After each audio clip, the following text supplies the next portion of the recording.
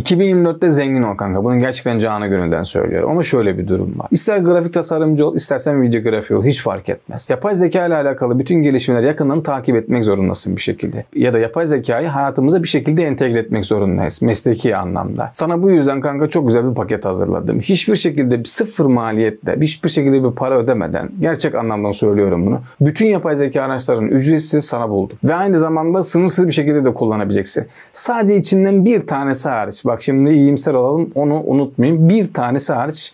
Onun dışındaki bütün her şeyi gerçekten para vermeden kullanabileceksin. Ve arkadaşlar şöyle bir şey de yok bu eğitimde. Yok şuraya tıklayın, aşağıdaki linkten e-kitabımızı satın alın vesaire, oradan online PDF'den eğitim alın gibi bir durum söz konusu kesinlikle değil. Büyük bir dertten kurtarıyorum seni. Bunu da ücretsiz logo oluşturabileceksin. Çeviri mi, ses kaydı mı, müzik bulmak mı, müzik yaratmak ya da görüntü oluşturmak mı ya da görüntüyü animasyona, videoya çevirmek mi ya da 3D animasyon gerçekleştirmek mi? Aklınıza gelebilecek grafik tasarımcılar için ve aynı zamanda videografiler için gerçekten mükemmel bir seri hazırladım. Ve bunların hepsi yine söylediğim gibi ücretsiz. Bayağı bir emek harcadım. Yani bunları bulabilmek için özellikle ücretsiz olanları bularak size bu paketi toplu bir hale getirebilmek için gerçek anlamda bayağı bir uğraştım. Normalde yapay zeka içeriklerinin çoğunda konu bir şekilde ücretliye bağlanıyor. Yani ya da belli bir yerden sonra kredi bitiyor ve onu almak zorunda kalıyorsun. Maalesef böyle durum oluyor. Kendi çektiğim içeriklerde de var. Ona da yapabileceğim bir şey yok. Elimden geldiğince ücretsiz bulmaya çalışıyorum ama bazen olmuyor. Eğer Hugging Face ya da kitapla alakalı böyle bir haşır neşirsen direkt aşağıdaki linklere tıklayarak amacına ulaşabilirsin. Videonun sonuna kadar izlemene gerektirecek bir durum yok. Ama hani buraya kadar gelmişsen en kötü şartlarda bir beğeni, abone ol. Güzel olur.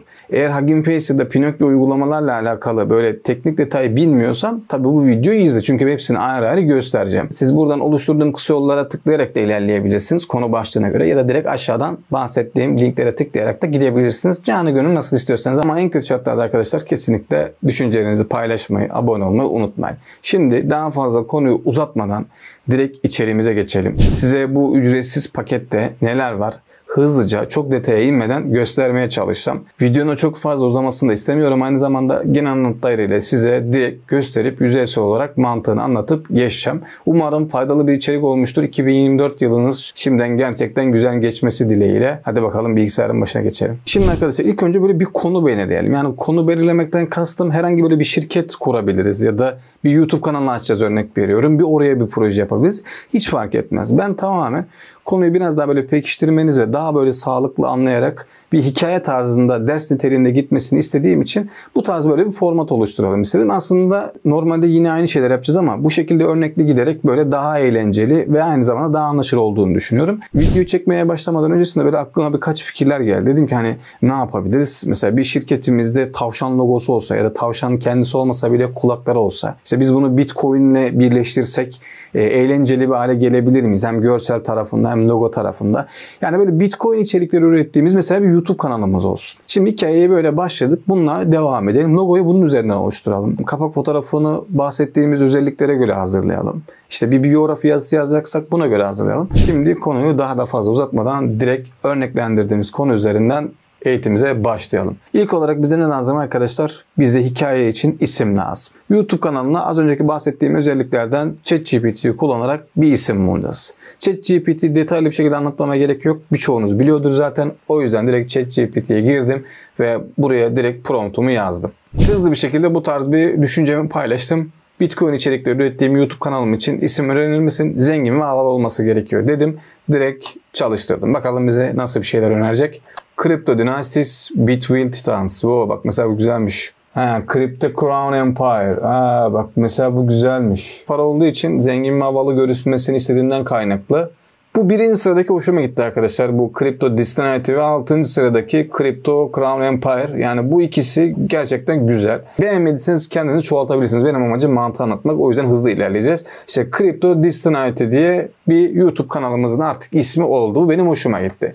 Bunu alıyorum cepte. Şimdi giriyoruz arkadaşlar ikinci işlemimize. Bize bunun için böyle bir hakkımızda yazısı lazım. Ya da işte bir web siteye koyacağımız, örnek veriyorum, bir bio yazısı lazım. Ama biz hakkımızdan ilerleyelim. Yine ChatGPT'yi kullanarak arkadaşlar bu bu isimde YouTube için hakkımızda yazısı yazmasını isteyeceğim. İsterseniz bunu kendiniz böyle konu başlıklarına göre yapabilirsiniz. Mesela şunu diyebilirsiniz. İşte 4 adet konu başlıklı dedim. Bakalım nasıl bir yazı çıkaracak. Biz kimiz? Misyonumuz, içeriklerimiz. Gerçi buna biz hakkımızda yazısı dedik. Yanlış yaptık ama önemli değil. Normalde biz bunun YouTube için açıklama tarafını yapacaktık ama web site için yaptık. Neyse hızlı bir şekilde YouTube tarafındaki örneklendirmeyi yapalım da onu da aradan çıkarmış olalım arkadaşlar. Soruyu tekrardan alıyoruz. 4 adet başlığını silelim. Bak mesela burada şunu diyebiliriz. Kanalım için SEO uyumlu. Bak burası mesela önemli. Aklıma gelmişken yaptım. SEO uyumlu açıklama yazısı oluşturur musun? Buradan konu başlığını kaldıralım. Evet, burada görmüş olduğunuz gibi açıklamayı yazdı. Bir yandan da aynı zamanda web site içinde 4 başlıklı direkt hakkımızda yazısını aradan çıkarmış olduk. Yapay zekayı kullanarak marka ismimizi ve YouTube açıklamamızı aynı zamanda web sitemizin hakkımızda yazısını direkt oluşturduk. Şimdiki yapay zeka aracımızla arkadaşlar logo oluşturacağız. Ben burayı bayağı bağırdım. Çünkü şöyle bir problem var. Ya gerçekten iyi sonuçlar vermiyor. Birçok böyle ücretsiz yapay zeka aracı ya da güzel sonuç verenlerin hepsinde kesinlikle bir şekilde konu paraya bağlanıyor ama burada doğru prompt yazarsanız arkadaşlar gerçekten güzel sonuç veriyor. Şimdi direkt geçiyoruz yapay zeka ile ücretsiz logo oluşturmaya. Bu işlemi Hugging Face üzerinden gerçekleştireceğiz. Web site açıklama kısmına bırakacağım. Direkt oradan ulaşabilirsiniz. Hemen sol taraftaki alandan sağ taraftaki alana yazmış olduğumuz promptun özelliklerine uygun karakter stilini buradan direkt belirleyebiliyoruz. Ya da kendimiz de yazabiliriz. Fark etmez. Logo fikrimizin içine ne vardı? İşte tavşan kulakları, işte Bitcoin vesaire. Bununla ilgili böyle bir logo temsili bir şey düşünmüştük. Bununla alakalı küçük bir prompt yazdım. İşte coin metal parasıyla tavşan kulaklarını birleştir. Bana işte minimal bir logo tasarla gibisinden. Hemen buradaki boşluğa promptumu kopyala yapıştır yaptım. Buradan stili seçtim. Hemen sağ taraftaki RAM bölümüne tıkladığımda bana 5-10 saniye içerisinde direkt karşıma logoyu çıkardı. Buradaki seçmiş olduğum şekle göre direkt bence gayet tatlı bir sonuç verdiğini düşünüyorum. İsterseniz buradan promptla ilgili detayları ayrıştırarak ya da arkadaşlar sol taraftan seçmiş olduğunuz karakterin yani yazmış olduğunuz prompta göre buradan stilinizi değiştirerek yine farklı sonuçlar alabilirsiniz. Bunu direkt arkadaşlar hemen buradaki bölümden tıklayarak kaydedebilirsiniz. Ben promptları değiştirerek böyle birkaç tane daha böyle varyasyon oluşturdum. Şu sol taraftaki gerçekten özellikle çok hoşuma gitti. Yani bunun arkasını biraz daha böyle transparan yaparsak bence tamamen başarılı. Yapay zeka ile logomuzu bu şekilde direkt oluşturabilirsiniz. Görsel oluşturma işlemine geçmeden öncesinde arkadaşlar Google'da trendlerle alakalı takip edebileceğiniz bir yerin linkini bırakacağım. Burayı çok uzatmayacağım. Hızlıca geçeceğim. Burada yine ek böyle aklınızda dursun. Herhangi bir yapmış olduğunuz işlemlerle alakalı kesinlikle ve kesinlikle Google Trendleri takip edin. Ve burayla alakalı güncel haberdar olmak için mail adresinize abone olarak sürekli günlük size bildirim göndermesini isteyin. Burası önemli. Yaptığınız işlerle alakalı detayları direkt araştırabilirsiniz. Mesela konumuz neydi? Bitcoin'di. Mesela şu an keşfete Google Trendlere geldim. Bitcoin ile alakalı arama sonuçları en çok hangi illere göre? Bakın mesela çok güzel bir kıyaslama yapıyor. Ve ilgili konularla alakalı en yüksek çıkışların olduğu süreçleri buradan bu şekilde görebilirsiniz. Burayı kesinlikle kullanın. Yaptığınız işe göre direkt buradan arama terimlerini ya da direkt arkadaşlar ana sayfaya gelirseniz trend olan konuları bulabilirsiniz. Ya da direkt arkadaşlar aşağı taraftaki günlük trendler bültenine mail adresinizi yazıp kaydol dedikten sonra kaydolursunuz. Burası önemliydi. Trendlerden haberdar olma işlemini tamamladıktan sonra şimdi geçiyoruz fotoğraflardan görsel oluşturma işlemine. Metinden fotoğrafa dönüştürme işlemini gerçekleştireceğimiz ilk uygulamamız Leonardo. Leonardo uygulaması normalde birçok kişi biliyordur ama ben yine böyle yüzeysel olarak bizim sadece yaptığımız işlemleri gösterebilmek için anlatacağım. Zaten göstereceğim uygulamanın içerisinde tek bir kredi sistem ve paralı sistem bir tek bu var. Ama bunu da göstermek zorundayım çünkü gerçekten güzel sonuçlar veriyor. Burada ben eğitim uzamasın diye fazla vakit kaybetmemek için böyle birkaç bir şeyler denedim. Deneysel takıldım ve o takıldığım deneyler için de bilgiler vereceğim. Bunu yapmamdaki sebep şuydu. İşte YouTube'a bir kapak fotoğrafı yapabilirim.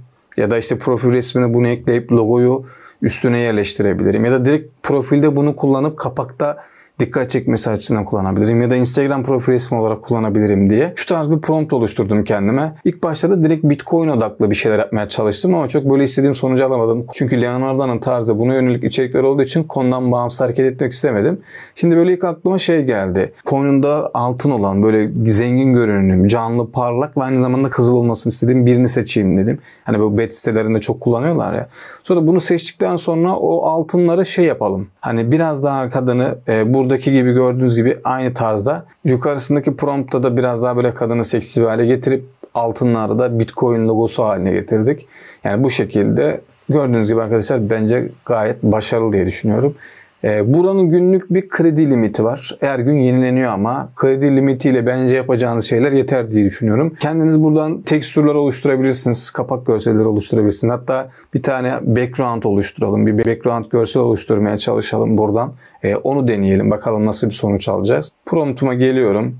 3D şeklinde oluştursun dedim. Yukarı taraftaki alana promptumu yazdım. 16 tane kredimi götürecek. Bakalım nasıl bir sonuç verecek. Çok fazla zaman harcamasın diye 2 tane oluştur dedim. Siz buradan kendiniz tamamen çeşitlendirebilirsiniz. Ben amacım kullanım mantığını göstermek.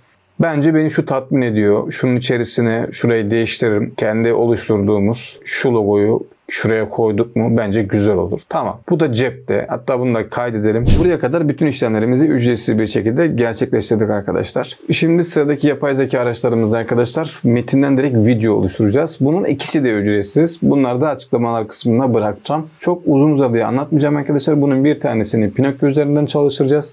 Diğerinin de direkt Discord üzerinden çalıştıracağız. Pinokyo tarafıyla ilgili daha önce eğitim anlatmıştım.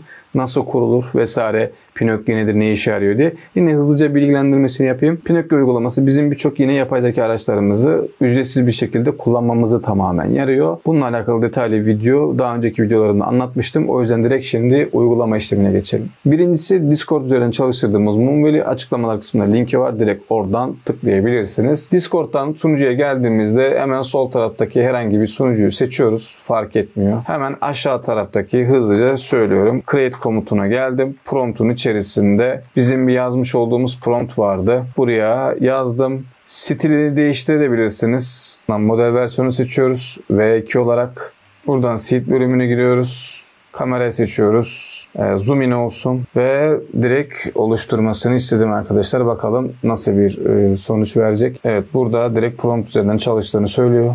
Moonwell'i yazmış olduğumuz promptu videoya dönüştürürken ben size ikinci videodan bahsedeyim. İkinci videoda Lavie bu dediğim gibi Pinokyo üzerinden kurularak çalışıyor.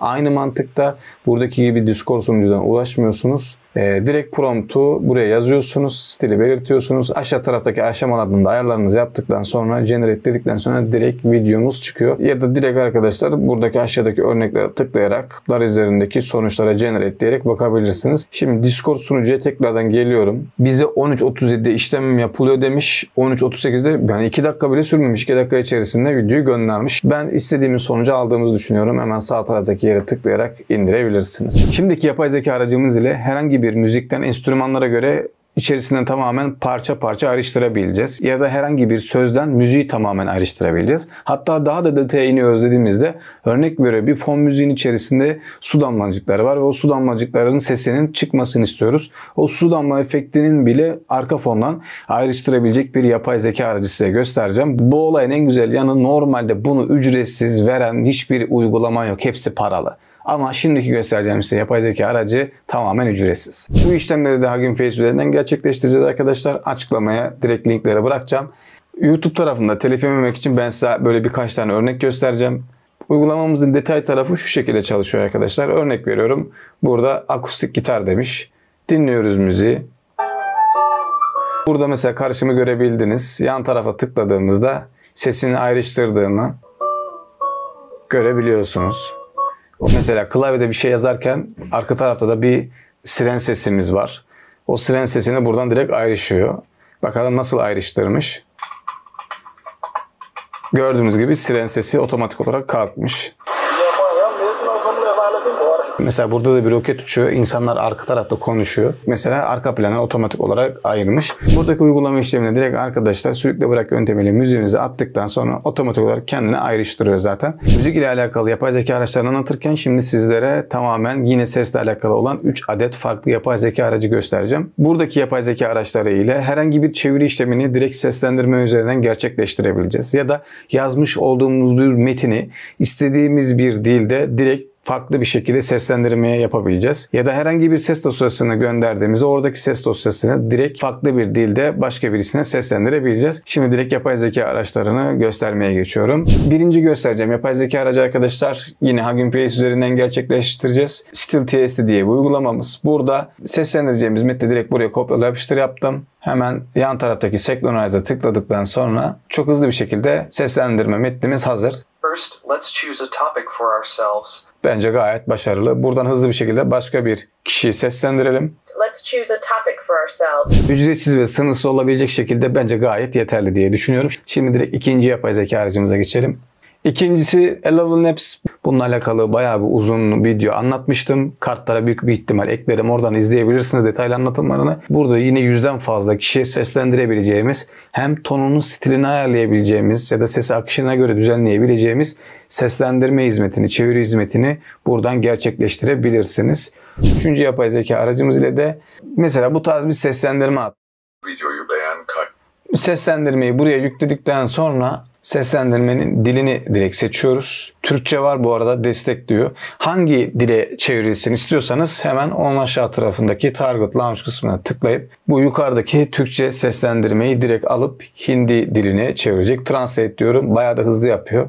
Türkçe seslendirmemiz buydu. kaydet ve arkadaşlarına gönder. Bakalım Hindi dili nasılmış. If you want more of this kind of content to Burası tam anlaşılmadı gibi de o yüzden başka bir dil çevirelim. Buradakini direkt Rusça'ya çevirelim. Translate diyorum. Если хочу, чтобы этого типа контента было больше, Evet, gördüğünüz gibi arkadaşlar bence gayet başarılı diye düşünüyorum. İlerleyen süreçlerde belki dil desteğiyle ilgili artış olur bilmiyorum ama şu an için gerçekten güzel. Bir de arkadaşlar zaten bunlara para vermiyorsunuz. Ücretsiz bir şekilde kullanabiliyorsunuz. Sonuçları o yüzden tatminkar edici bir şekilde olduğunu düşünüyorum. Seslendirme ve çeviri tarafındaki anlatacağım yapay zeka araçları bu kadardı. Şimdiki yapay zeka aracımızda arkadaşlar müzik bulacağız ve bu da ücretsiz. Direkt uygulama işlemine geçelim. Bu yapay zeka aracımızda Hugging Face üzerinden çalışıyor arkadaşlar. Linkini açıklamalar kısmına bırakacağım. Oradan direkt tıklayarak ulaşabilirsiniz. Hızlıca bahsediyorum arkadaşlar. Yukarı taraftaki prompt bölümüne bizim hangi tarzda bir müzik bulmak istiyorsanız ona yönelik bir emirler vereceğiz. Ona göre bir prompt oluşturacağız. Onu direkt yukarıya yazıyoruz. Mesela aşağı taraflardan bir tane örnek tıklayabiliriz. İşte müzikle alakalı birkaç böyle püf nokta belirtmiş. Spektrum bir ritim olsun. Arka planda çocuk televizyon kanalları içinde soundtrack olarak kullanacağını belli eden bir jingle müziği bulur musun demiş. Yani ihtiyacı olan ne varsa burada bütün promptta her şey yazmış. Hemen aşağı taraftaki Submit bölümüne tıkladıktan sonra müziğimizi direkt generate ediyor. Bakalım nasıl bir sonuç verecek. Ücretsiz ve sınırsız bir şekilde buradan direkt müziklerinizi bulup oluşturabilirsiniz. Çeviriydi, seslendirmeydi ya da sesi müzikten ayırma gibi ses ve müzikle alakalı yapay zeka araçlarını tanıdıktan sonra şimdi geçiyoruz grafikle alakalı yapay zeka araçlarını tanımaya. Buradaki göstereceğim yapay zeka araçlarında gerçekten tasarım tarafında, yani grafik tasarımcılar için özellikle tamamen bir devrim niteliğinde olduğunu düşünüyorum. İşinizi tamamen kolaylaştıracak cinsten. Birinci göstereceğim yapay zeka araçları ile çizgi roman görselleri oluşturabileceksiniz. Burası gerçekten güzel. Yani ben bayıldım. Bir hayal kuruyorsunuz. Bu kurduğunuz hayali direkt prompt olarak buraya yazıyorsunuz ve onu sayfalarca çizgi roman haline getiriyor. Burası gerçekten önemli ve hiç uğraşmıyorsunuz. Kendi otomatik olarak hem de stiline uygun bir şekilde çiziyor. Daha fazla uzatmadan direkt uygulama işlemine geçelim. Bu uygulamamızda Hugging Face üzerinden açıklama kısmına bıraktığım linkten direkt tıklayarak ulaşabilirsiniz. Hemen buradan direkt stilini belirtebiliyorsunuz. İşte stil 3D mi olsun, stok foto mu olsun ya da işte Amerikan 1950'li yıllarda Amerikan stiliyle mi olsun.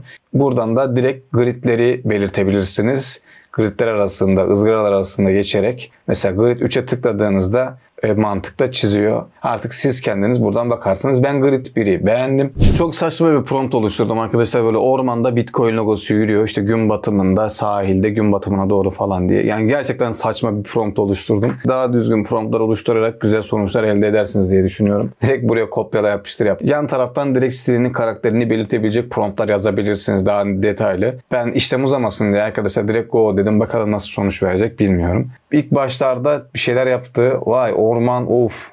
Bitcoin logosunu hayvanın boynuna koymuş. Ormanda eğlenceli hayvanlar çizmiştik. Bilmiyorum, bence gayet başarılı ya. Kendi içerisindeki Redrive bölümüne tıkladığınızda yeniden çizim yapmasını isteyebilirsiniz bununla alakalı. Ya da direkt yan tarafından edit bölümüne tıkladığınızda düzenleyebilirsiniz. Sol taraftan bir de stilini değiştirip denemek istiyorum. Mesela 3D render'ı denemek istiyorum. Son olarak bu çizimi gerçekten başarılı yaptı arkadaşlar. Ben bayağı beğendim. Bunu hatta direkt indirelim. Belki kullanırız bile. Çok saçma bir prompt yazdığım halde bu şekilde sonuç çıkması gerçekten güzel bir durum. Aşağı taraftan Save PDF dediğimizde otomatik olarak direkt bunu da ücretsiz ve sınırsız bir şekilde hemen buradan PDF olarak kaydet diyorum. Gördüğünüz gibi arkadaşlar siz de bu tarz çizimleri ücretsiz ve sınırsız bir şekilde bu yapay zeka aracı ile direkt uygulayabilirsiniz. Şimdi geçiyoruz ikinci yapay zeka aracımıza. Bu yapay zeka aracımız arkadaşlar GitHub üzerinden size bilgilendirmesini yapacağım. Direkt Pinokyo uygulaması üzerinden ücretsiz ve yine sınırsız bir şekilde kullanabilirsiniz. Bu programı size baştan sona anlatamayacağım. Çünkü işlem tarafında gerçekten zaman alıyor ve tek başına anlatılabilecek şekilde bir kalitede uygulama. O yüzden burayı size sadece görsel nitelikte anlatarak göstereceğim arkadaşlar. Ben Pinokyo tarafında uygulamayı tamamen kurdum arkadaşlar. Sorunsuz çalışıyor. Herhangi bir problem yok. Onu test ettim. Şimdi size uygulama hakkında biraz bilgilendirme vereyim. Uygulamaya girdiğimizde sol taraftaki kısma promptumuzu yazıyoruz. 2 adet yuvarlak çizdik diyelim. Gördüğünüz gibi bu şekilde. Birini biraz tam yuvarlak yaptık. Birini biraz genişlettik. İkisini seçtikten sonra sol tarafta promptumuzu yazıyoruz. Diyoruz ki işte bu bir baykuş ve ağacın üzerinde duruyor. Ve yazdığımız prompta göre sağ tarafta direkt görseli şekillendiriyor. Gerçekten harika bir çizim programı. Yani ben çok hoşuma gidiyor. Mesela bir görsel oluşturduk. Görsel oluşturduktan sonra ekleme işlemi gerçekleştireceğiz diyelim. Mesela burada bir ay görseli oluşturmuş. Seçtikten sonra direkt prompta arka tarafında ay ışığı olan bir koala çiz dediğimizde buradaki görseli direkt yazmış olduğumuz metinde aynı tarzda prompta çeviriyor.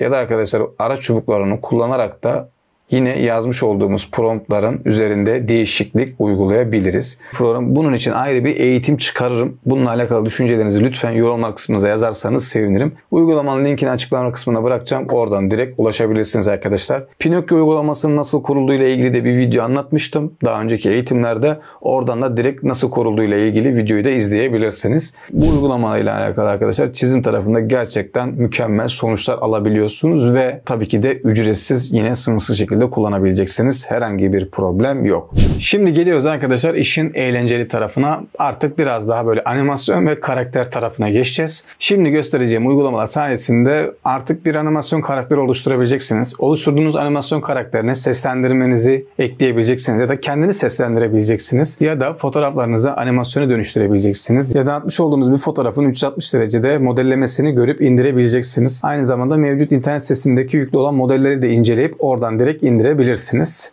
Bu işlemleri gerçekleştirebilmek için 5 farklı siteden size örnekler göstereceğim. Aynı zamanda bazıları deneyeceğiz. Şimdi lafı daha fazla uzatmadan direkt ilk animasyon oluşturma işlemiyle başlayalım. Adobe Express ile animasyon karakterleri oluşturabiliyorsunuz. Çok hızlı bir şekilde. Aynı zamanda bu oluşturduğunuz animasyonlara kendi sesinizi ya da başka bir seslendirmeyi ekleyebiliyorsunuz. Hızlı bir şekilde Adobe Express'e girelim. Kendimize oradan bir animasyon oluşturalım. Web siteye girdiğimizde burada yapabileceklerimizle alakalı gerekli bütün bilgileri veriyor arkadaşlar. Biz direkt yukarı taraftan Create Now bölümüne tıklıyoruz. Tıkladıktan sonra karşımıza bu şekilde bir bölüm çıkıyor arkadaşlar. Buradan direkt animasyonlar oluşturacağımız işleme geçeceğiz. Ben daha öncesinde bir tane yapmıştım. O yüzden en son burada o kayıtlı kalmış. Karakter bölümünden direkt konuşmasını istediğimiz karakteri buradan seçebiliriz. Şu tarz bir kedi olabilir konuşturacağımız kişi ya da bir güneş olabilir. Artık siz ne tarz bir içerik çıkaracaksanız buradan ona göre animasyon stilinizi oluşturabilirsiniz. Burayla ilgili böyle küçük bir ayrıntı söyleyeyim arkadaşlar. Eleven Labs'ten çocuk tarzda böyle seslendirmesinin birine herhangi bir metini böyle oluşturduğunuz metini seslendirerek çocukların dinleyebileceği tarzda bir seslendirme yaptıktan sonra buradaki animasyonlara oradaki sesi uygulayabilirsiniz. Bu mantığı kullanarak gerçekten YouTube'dan çok güzel shortslardan para kazanan insanlar var. Şimdi tekrardan kaldığımız yerden devam edelim. Örnek olması açısından ben bu keçiyi seçtim. Buradan direkt sürükle bırakla İstediğiniz yere götürebilirsiniz. Boyut da aynı şekilde büyütme ve küçültme işlemini bu şekilde yapabilirsiniz. Karakterin yan tarafından buradan arka planları değiştirme işlemini bu şekilde yapacağınız sese göre yani bu hikayeye göre direkt buradan uygulayarak hızlı bir şekilde değiştirebilirsiniz. Keçinin seslendirmesini istediğim için şu tarz bir arka planı uygun gördüm. Ya da arkadaşlar kendiniz de buradan direkt görsel yükleyebilirsiniz arka plan. Size bölümünden de bu çalışma alanımızın boyutunu istemiş olduğunuz bir boyuta göre ayarlayabilirsiniz. Resize for bölümünden de arkadaşlar buradan kendiniz boyutlandırıp ya da diğer sosyal medya araçlarına göre de boyutlandırabilirsiniz. Ben Story ve Reels formatına göre ayarladım arkadaşlar. Animasyonun altına geldiğimizde isterseniz bu kısımdan direkt seslendireceğiniz yani karakterin diyalog sesini buradan yükleyebilirsiniz. Ya da Record bölümünden direkt kaydedebilirsiniz. Onun altındaki Enhance Space bölümünden de arkadaşlar kendiniz direkt ses kaydı oluşturup buradan daha profesyonel bir ses kaydını temizleyerek otomatik kaydetmesini sağlayabilirsiniz. Hemen bunu bir deneyelim. Record bölümüne tıklıyorum. Tıkladıktan sonra 3 saniye sonra kayıt işlemini başlatıyor. Merhaba, ben Keçi. Size Adobe Express ile tuhaf bir seslendirme animasyon videosu oluşturacağım. Bu eğitimde seslendirmeli bir animasyon karakteri nasıl oluşturulur onu gördük. Görüşürüz. Seviliyorsunuz. Sesin uzunluğuna göre biraz zaman alabilir ama çok sürmez. Onunla ilgili endişeniz olmasın. İşlemlerimiz bu şekilde tamamlandı arkadaşlar. Gördüğünüz gibi toplamda konuştuğumuz süreç boyunca Keçi'yi direkt seslendirdi. Merhaba, ben Keçi. Merhaba, ben Keçi. Size Adobe Express ile tuhaf bir seslendirme animasyon videosu oluşturacağım. Bu eğitimde seslendirmeli bir animasyon karakteri nasıl oluşturulur onu gördük. Görüşürüz. Bence gerçekten güzel bir sonuç olduğunu düşünüyorum. Yukarı taraftan download bölümüne tıkladıktan sonra direkt arkadaşlar indirebilirsiniz. Herhangi bir problem olmaz. Adobe Express'in daha farklı şeylerini keşfetmek için açıklama kısmına bıraktığım linkten giderek arkadaşlar oradan keşfedebilirsiniz. Şimdi geliyoruz arkadaşlar modelleme kısmına. Modelleme ile ilgili de size bir Discord sunucu bırakacağım. Bu yapay zeka aracı ile yazmış olduğumuz promptlara uygun 3D modeller oluşturabileceksiniz. Discord sunucusuna girdiğimizde sol taraftaki Create bölümlerine tıklayarak buradan kendi oluşturduğunuz promptlara uygun gördüğünüz gibi 3D modelleme işlemleri gerçekleştirebilirsiniz. Burası gerçekten çok iyi ve ücretsiz olması harika bir sonuç veriyor. Bu Discord sunucusunu kesinlikle inceleyin arkadaşlar. Gerçekten çok güzel sonuçlar veriyor ve bunları yine ücretsiz yapabiliyor olması zaten en büyük özelliklerden bir tanesi. Buradaki doğru modellerin kullanımı için arkadaşlar yapılan promptları incelerseniz kendinizi daha fazla geliştirmiş olursunuz. Sol taraftaki sunucu odalarını kesinlikle gezin ve insanlar nasıl prompt yazmışlar, yazmış olduğu promptlara göre ne tarz bir sonuç çıkmış, bunları kesinlikle inceledikten sonrasında kendinizi daha iyi geliştirebilirsiniz bu konuyla alakalı. Buradaki sunucuyla alakalı çok fazla bir şey göstermeyeceğim çünkü Discord'un kullanımını ve aynı zamanda bu prompt oluşturmayla ilgili zaten videonun başlarında birkaç bilgi vermiştim. Şimdi direkt o yüzden 3. web sitemize geçelim. Bu web site üzerinden de buradaki hazır yüklü olan modelleri direkt indirebilirsiniz ya da kendiniz bir fotoğraf atıp bu fotoğrafın 3D perspektifini oluşturabilirsiniz. Tabii ki de bu sitenin de en güzel yanlarından bir tanesi de ücretsiz olması. Örnek olarak bir tane bir şey inceleyelim. Şu görselin içine tıkladık. Arkadaşlar gördüğünüz gibi sol tarafta 360 derecede perspektifini vermiş. Bu site biraz yavaş çalışıyor arkadaşlar. Onu söyleyeyim. Gördüğünüz gibi arkadaşlar objenin direkt 360 derecede halini bize bu şekilde veriyor. Sağ taraftaki export bölümüne tıklayarak buradan size lazım olan uzantıya göre direkt export işleminizi gerçekleştirebilirsiniz. Dosyelerin yanı sıra isterseniz video içinde bir 3D obje gerçekleştirebiliyorsunuz. Mesela buradaki herhangi bir dosyanın içerisine girdiğimizde bunun da aynı şekilde 360 derecede 3D modelli halini görüp indirebiliyorsunuz. O objenin içerisindeki fili direkt 360 derecede bu şekilde görebileceğiniz ve aynı zamanda kullanabileceğiniz şekilde hazırladı. Gördüğünüz gibi arkadaşlar siz de bu yapay zekayı kullanarak fotoğrafınızın ya da videonun içerisindeki herhangi bir objenin 360 derecede modellemesini buradan direkt oluşturabilirsiniz. Bunların yanında arkadaşlar size 2 adet de şimdi fotoğraflarımızı animasyonu dönüştüreceğimiz web site göstereceğim. Web sitemizin bir tanesinde kredili sistem var ama krediniz bittiğinizde yine diğer siteden de gerçekleştirebilirsiniz yapacağınız işlemleri. Şimdi direkt uygulama işlemine geçelim. Birincisi LeiaPix diye geçiyor. Fotoğraf attığınızda buradaki görmüş olduğunuz animasyonlara benzer fotoğraflarınızı efektif bir hale getirerek animasyonlara dönüştürüyor. Hemen hızlıca bir işlem uygulayalım. Gördüğünüz gibi arkadaşlar fotoğraflarımıza bu tarz bir animasyon efekti oluşturuyor. Yan tarafındaki bölümden de bunun odak noktası ya da işte hareket miktarı, animasyonun uzunluğu, stili gibi kısımları değiştirebileceğiniz bölümler var. Geniş çembere tıkladım. Gördüğünüz gibi fotoğrafımızda bu tarz bir değişiklik yaptı. Perspektif dedim. Fotoğrafın içerisinde mesela hareket miktarını biraz arttırayım. Şu an fotoğrafın içerisindeki esneklik biraz daha arttı.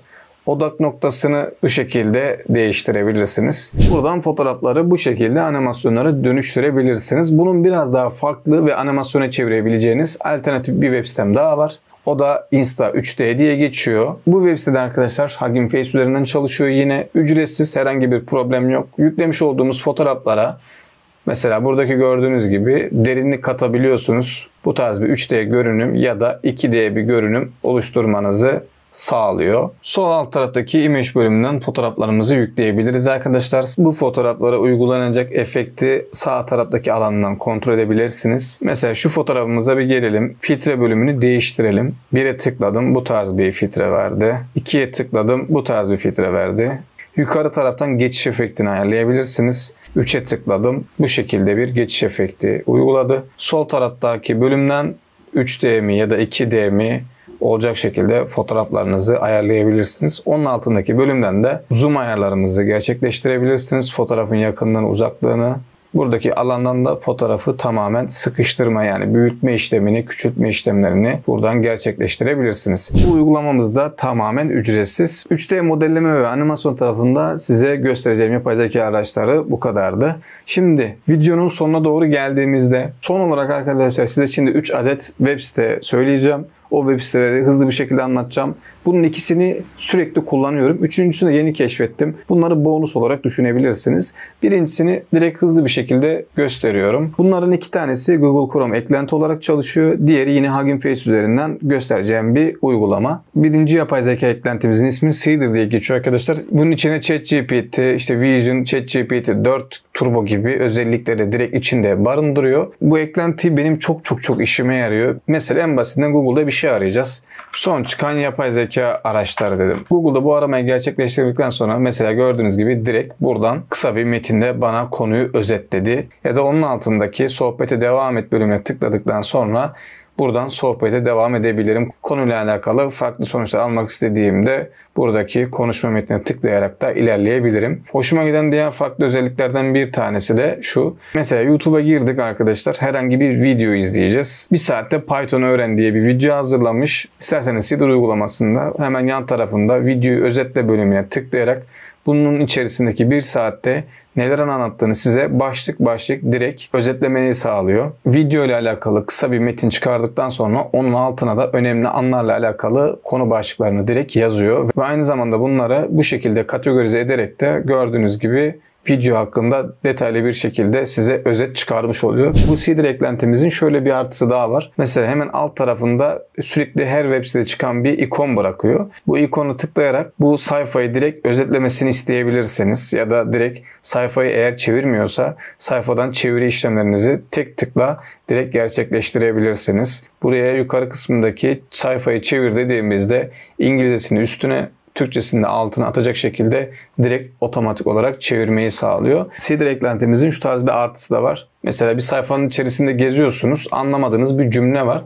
Direkt bunu seçtiğinizde, bunu açıkla dediğinizde direkt buradaki metni açıklamaya sağlıyor. Seçtikten sonra, çevir dedikten sonra direkt Türkçe bir şekilde çeviriyor. Ben kullanıyorum. Bunun birçok daha özelliği var. Gerçekten bu eklenti benim birçok işimde zaman anlamından bahsediyorum. İşime çok yarıyor. Eklentinin aynı zamanda ücretli versiyonu var ama bence kullanmanızı gerektirecek bir durum yok. Ücretsiz haliyle gerçekten iyi sonuçlar verdiğini düşünüyorum. İkinci eklentimize geçiyorum. İkinci eklentimizin mantığı çok basit. Eğer çeviri tarafında Google Translate gibi ya da başka bir çeviri sitelerinden istediğiniz sonuçları alamıyorsanız size göstereceğim bu eklenti gerçekten çok işinize yarıyor. Uygulamamızın ismi Deeply diye geçiyor arkadaşlar. Kendi web site üzerinden de buradan direkt çeviri işleminizi gerçekleştirebilirsiniz. Herhangi bir Word ya da PDF fark etmeksizin dosyayı direkt yükleyerek de çeviri işlemlerimizi gerçekleştirebilirsiniz. 31 tane dile direkt otomatik olarak algılayarak daha profesyonel bir çeviri desteği sunuyor. Ben bunu önermemdeki sebep buradaki çıkan sonuçların daha profesyonel olduğu için. Aynı zamanda bunun Chrome eklentisini de kurabilirsiniz arkadaşlar. Bu bahsettiğim eklentiyi sürekli kendim de kullanıyorum arkadaşlar. Size bunu böyle bonus olarak eklemek istedim videonun sonuna doğru. Son olarak arkadaşlar bu yapay zeka aracını böyle çok tatlı bulduğum için size gösteriyorum. Videolava diye bir yapay zeka aracımız var. Kafanızda karışan bir soru olabilir ya da bir konu hakkında bir bilgi almak istiyorsunuz ya da bir video izliyorsunuzdur ama o videonun neyin ne olduğunu bilmiyorsunuzdur. Bu yapay zeka aracı arkadaşlar tamamen bilinmezi ortaya çıkarıyor diyebilirim. Örnek olarak gitmek gerekirse siz kendiniz buraya bir dosya yükleyip bu dosyayı bana açıkla diyebiliyorsunuz. Mesela arkadaşlar burada bir enstrüman var. Bu videonun içerisindeki enstrümanların buna ait olup olmadığını direkt buraya gönderip sorabilirsiniz. Mesela bir video var elinizde. Örnek veriyorum, bu çocuğun neye güldüğünü bilmiyorsunuz. Bu yapay zeka aracını attığımızda size bunların hepsini açıklıyor. Ya da bir fotoğraf gördük. Buranın neresi ait olduğunu bilmiyorsunuz. Buraya atıp burası neresi, gidilir mi ya da gittiğimizde ne yapmamız gerekiyor gibi soruları tamamen size yanıtlayan garip bir yapay zeka aracı. Bu yapay zeka aracında arkadaşlar belki işinize yarar diye koydum. Benim hoşuma gitti. Garip bir yapay zeka aracı. Güzeldi. Öyle videonun en sonunda bu tarz böyle bir yapay zeka araçla bitirmek istedim. Uzun bir video oldu ama gerçekten işinize çok fazla yarayacak yapay zeka araçlarını anlattığımızı düşünüyorum. Benim bu eğitimde anlatacaklarım bu kadar arkadaşlar. Düşünceleriniz varsa ya da yapacağınız işlemlerle ilgili takıldığınız bir nokta olursa bunları yorumlar kısmınıza yazarsanız sevinirim. Bu tarz içeriklerin daha fazla gelmesini istiyorsanız düşüncelerinizi paylaşmayı, abone olmayı, beğenmeyi ve bu videoyu arkadaşlarınıza göndermeyi unutmayın arkadaşlar. 2024 yılını güzel geçirmeniz dileğiyle her zaman söylediğim gibi hiçbir eğitim zor değil. Sadece vakit ayırmanız yeterli. İyi seyirler, iyi öğrenmeler.